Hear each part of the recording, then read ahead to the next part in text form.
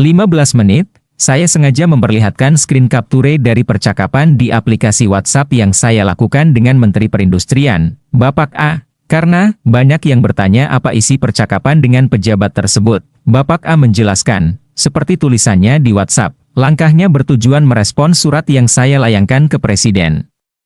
Bapak Jokowi mengamanatkan Bapak A untuk melakukan diskusi. Dari tulisannya, beliau memastikan bahwa kini proses pembangunan smelter sudah mudah. Pengusaha tidak perlu repot datang kemana-mana, silakan langsung datang ke tempat beliau, masalah langsung selesai, masalah yang ada tidak perlu dilempar langsung ke Presiden. Namun, sebenarnya bukan itu yang saya maksud.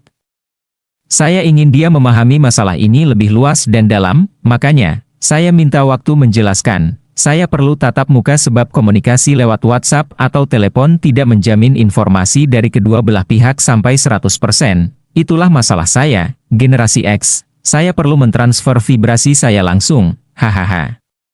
Sok spiritual sekali ya saya ini? Sesekali, boleh toh? Saya diberi waktu berdiskusi saat lunch jam 12. Ternyata saya terlambat. Saya pun melepon beliau. Beliau paham intinya diskusi yang saya sampaikan namun beliau tetap menunggu saya. Saya baru tiba pukul 12.45.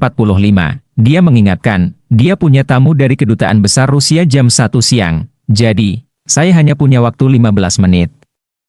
Seharusnya waktu saya bisa lebih sedikit panjang dan kami bisa lebih cepat bertemu. Namun, di meja penerima tamu Kementerian Perindustrian nama saya tidak terdaftar. Ini membuat asisten pribadi Bapak Menteri bingung. Mungkin melihat saya ia membatin, ini ada orang pakai sepatu olahraga, baju lengan panjang dikeluarkan, tidak rapi seperti kebanyakan tamu menteri yang lain yang bahkan berbatik. Orang ini minta bertemu Bapak Menteri tetapi namanya tidak ada dalam list tamu pula. Waduh. 3 orang langsung datang menghampiri saya dan dengan sopan bertanya, Bapak siapa dan kepentingannya apa? Saya pun bingung. Saya katakan saya diminta menghadap Bapak Menteri. Pesan di aplikasi WhatsApp yang masuk ke ponsel saya pun saya tunjukkan. Mereka mengangguk dan bertanya lagi. Keperluannya apa? Walah, urusan protokol memang bukan domain orang. Sontoloyo seperti saya yang tidak bisa basa-basi. Saya jawab, urusan pribadi, Pak. Sepertinya ia merasa malas mendengar jawaban saya. Lah bertanya lagi, mungkin tidak puas mendengar jawaban saya dan kepercayaan diri saya yang berlebihan. Hehehe, begitu pintu dibuka, Bapak Menteri menerima saya. Setelah saling tanya kabar, saya langsung mengegas, Chief, waktu saya hanya kesisa 15 menit kan ya?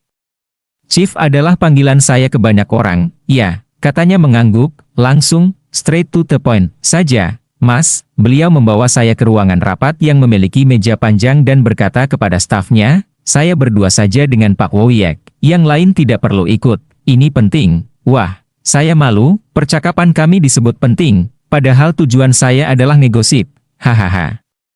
Lah mengawalinya dengan perintah, to the point, ya Mas, saya membuka diskusi. Sebentar lagi, Departemen Perindustrian akan jadi penghulu ujungnya pembangunan infrastruktur jilid 2, setelah infrastruktur transportasi.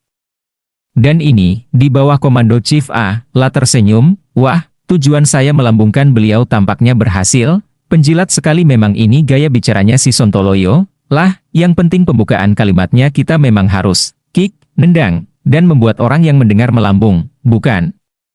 Itu jurus saya, kami berdialog, dialog yang bagus karena beliau mengerti sekali topik ini, bahkan, tahun 2009 sewaktu menjadi anggota DPR, beliau yang mencetuskan undang-undang di bidang ini. Sayangnya, langkah ini direlaksasi SB dan Hatta Rajasa di 2014. Parahnya, rencana relaksasi akan dilakukan lagi oleh LBP. Tak lama, waktu saya yang 15 menit selesai. Dia berkata, Dubes Rusia sudah datang, Mas. Saya ada meeting lagi. Saya jawab, oke, Chief. Sekalian saya pamit, beliau malah berkata, loh jangan, Mas. Tunggu saja, saya paling lama 30 menit, setelah itu, kita lanjut lagi. Saya perlu penjelasan yang tadi belum rinci, ucapnya, sambil memotret coret-coret saya di whiteboard. Jawaban saya, siap, Chief. Lah berkata lagi, Mas belum makan, bukan? Saya bilang, belum, ya sudah, ada piring kok sudah disiapkan, makan bareng saya saja, katanya sambil menunjuk ruang sebelah. Di situ ada satu piring yang berisi makanan siangnya yang belum habis, di sebelahnya tersedia satu piring kosong. Makan, Mas, diskusi ini bakal panjang, oke, sahabat, Kita break sebentar ya. Silakan Anda ngopi dulu. Cerita saya ini masih panjang, saya masih harus menjelaskan hal-hal lainnya. Apa Anda mau tahu? Maukah Anda mendengarnya?